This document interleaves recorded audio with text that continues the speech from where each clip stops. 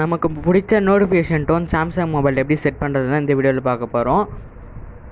First உங்கள் phone நோட்டிஃபிகேஷனில் போனீங்கன்னா அதில் நோட்டிஃபிகேஷன் சவுண்ட்ஸ்னு காமிக்கும். அதில் போனீங்கன்னா ஃபோனில் உள்ளது தான் காமிக்கும். அது ப்ளஸ் பண்ணுற ஒரு பட்டனே காமிக்காது.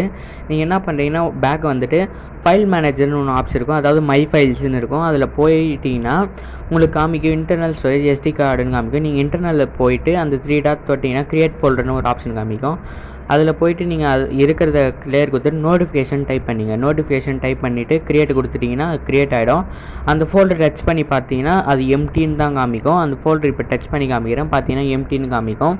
இப்போ நீங்கள் என்ன பண்ணீங்கன்னா பேக் வந்துட்டு நான் உங்களுக்கு பிடிச்ச பாட்டு எதில் சேவ் பண்ணி வச்சுருக்கீங்களோ அதை எடுத்துங்க. இப்போ நான் வந்து எஸ்டி கார்டில் சேவ் பண்ணி வச்சுக்கிறேன்.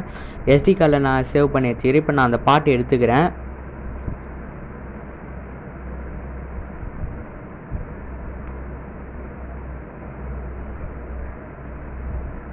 பார்த்தீங்கன்னா நான் அந்த பாட்டை எடுத்துக்கின்னு இப்போ வந்து காப்பி கொடுத்துக்கிறேன்.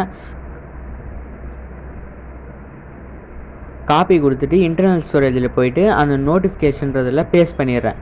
அவ்வளோதான், பேஸ்ட் ஆகிடுச்சு. இப்போ நான் வெளியே வந்துடுறேன். இப்போ என்ன பண்ணுறீங்கன்னா செட்டிங்ஸில் அதே மாதிரி நோட்டிஃபிகேஷன் சவுண்ட்ஸில் போய் பார்த்தீங்கன்னா நான் போட்டு வச்சிருந்த டியூனும் இப்போ ஆட் ஆகிட்டு இருக்கும். பார்த்தீங்கன்னா உங்களுக்கே தெரியும் அது ஆட் ஆகிட்டு இருக்குது. இப்போ சவுண்டு கேளு.